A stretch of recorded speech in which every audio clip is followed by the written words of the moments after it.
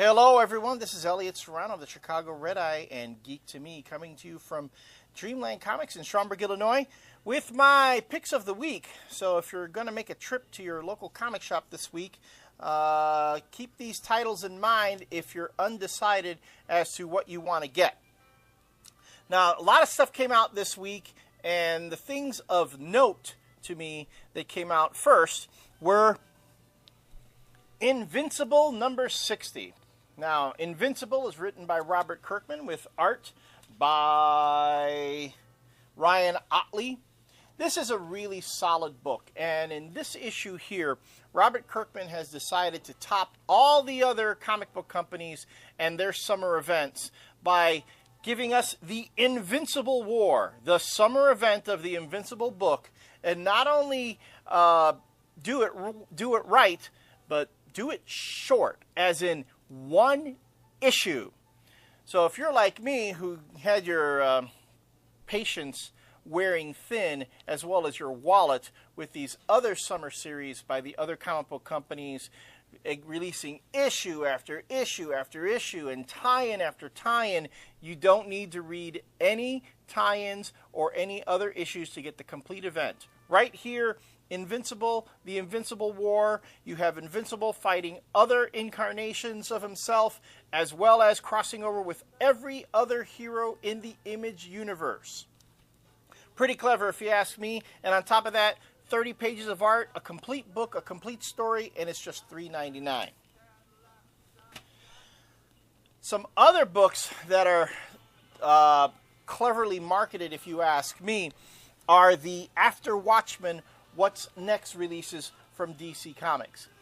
Now, DC Comics has decided to capitalize on the popularity of the Watchmen movie and try to get people turned on to not only the works of Alan Moore, but other alternate writers within the DC universe. Now, of course, you have an Alan Moore issue featuring his work on Swamp Thing. If you've never read Alan Moore's Swamp Thing before, this is a nice sampler right here, and it's only $1. But this week, they are releasing an issue of Transmetropolitan by Warren Ellis and Derek Robertson. This is a book that if you've never heard of before, I'd ask, turn in your geek cred card, because you have to have heard of Transmetropolitan. Transmetropolitan tells the story of Spider Jerusalem, a columnist and writer in an alternate future. And this book has everything that Warren Ellis fans like. Speculative fiction, science fiction, a cantankerous protagonist, and some crazy freaked out stuff, trust me. So for $1, I say check this book out and give it a try. Then again, though, understand this is for mature readers, so I wouldn't give this book to a kid under, let's say, 16 years of age. Another book that's being marketed quite cleverly is Air from DC Comics' Vertigo line.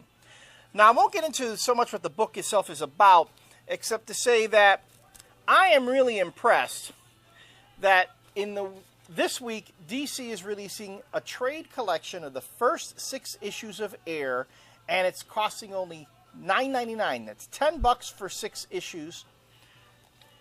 And if you come to Dreamland Comics, you even get 25% off your graphic novels.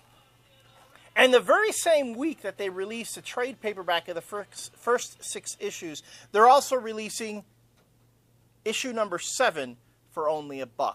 So you can read the entire story so far in the trade, and if you really like it, you can pick up the very next chapter for only $1. This is the sort of strategy that more comic book companies need to do. They need to make the books affordable and easy to get into. The mainstream books, I want to mention a couple of those. Of course, Marvel Comics, Orson Scott Card, Ender's Game, the adaptation of the Hugo Award-winning sci-fi novel by Chris Yost and art by Pascal Ferry. I am a tremendous fan of the Ender's Game novels, the Ender's novels, and these books are faithful adaptations of those stories. Check them out. They're really good. And just because it was so clever, I'm going to mention this tie-in with the DC Comics Battle for the Cowl event, Azrael, Death's Dark Knight, with a story by Fabian Nicienza and Fraser Irving.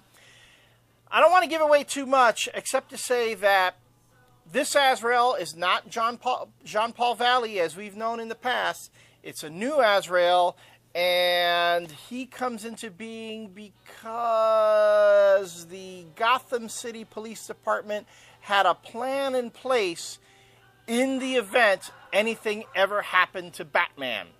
Check it out.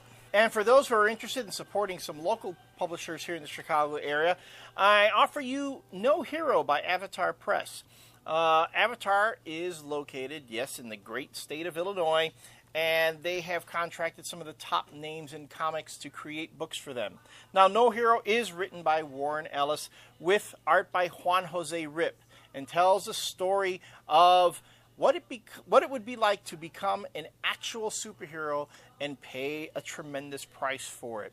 If you liked Black Summer from Avatar and Warren Ellis, you'll like this one too.